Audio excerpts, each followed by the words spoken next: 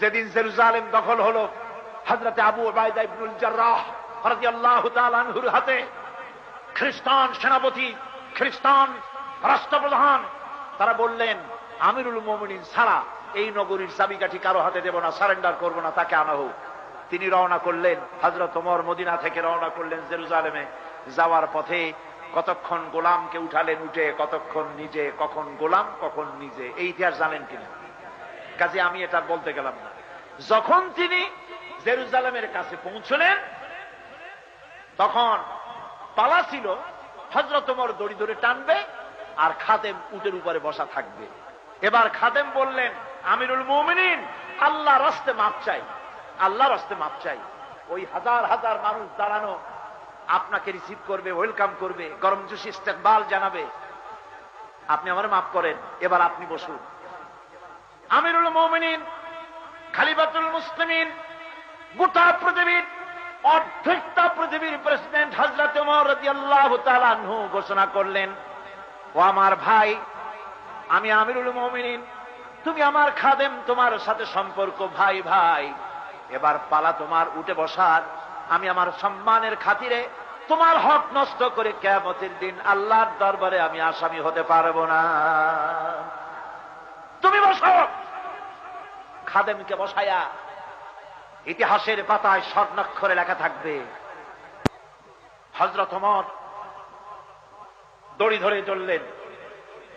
খ্রিস্টান সেনাপতি, রাষ্ট্রপ্রধান ভাবলেন যিনি বসা আছেন উঠে, উনি হবেন আমিরুল মুমিনিন, আর যে টানতেছে সে খাদেম। বোঝাটা স্বাভাবিক ছিল, তারা কখন আমিরুল মুমিনিনকে দেখেনি। সুতরাং সকলে মিলে সেলুট মারতেছে খাদেমকে।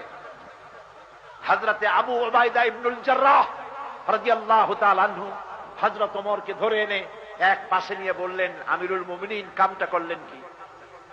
একটা ভালো জামাও গায়ে দিয়ে আসতেন না, মদিনার সেই ছেঁড়া জামাটা গায়ে দিয়ে আসলেন।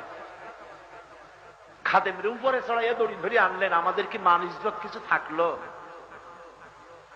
হযরতে ওমর রাদিয়াল্লাহু তাআলা আনহু আবু উবাইদার হাতটা কষে ধরলেন, মনে মনে ভাবলেন, মাসাদি কাল পর্যন্ত আল্লাহ রাসূলের এই জলিলুল কদর সাহাবী খ্রিস্টানদের সঙ্গে থেকে না জানি মনের কোন ভাবের পরিবর্তন হলো নাকি। হাতটারে ধাক্কা মেরে একটা ঝাঁকি মারলেন।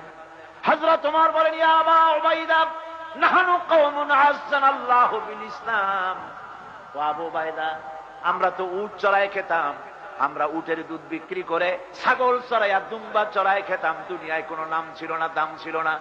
আজ যদি খ্রিস্টান শক্তি সেলুট মেরে থাকে, এই রাজ্যের চাবি ইসলামের হাতে যদি দিতে চায়, তাহলে তার কারণ আমি ওমর নই, তার কারণ হলো ইসলাম। ইসলাম আমাদের মর্যাদা দিয়েছে। কুল্লামা তালাবনাল ইজ্জাতা খারিজাল ইসলাম আযাল্লানাল্লাহ। ইসলাম ছাড়া বাইরে কোন মর্যাদা আছে যেদিন চিন্তা করব, সেদিন থেকে আমরা জালিল হব, লাঞ্ছিত হব, পৃথিবীতে দাম থাকবে না। পৃথিবীতে যদি দাম চাই, তাহলে ইসলামের কাছে আসতে হবে। কার কাছে আসতে হবে? ইসলামের কাছে। ইন্নাদ-দীন ইনদাল্লাহিল ইসলাম। ইসলাম হচ্ছে মানুষের জন্য সবচাইতে, এটাই হলো পৃথিবীর মানুষের কাছে পূর্ণাঙ্গ জীবন ব্যবস্থা। এই জীবন ব্যবস্থার কাছে মুসলমানদেরকে ফিরে আসতে হবে।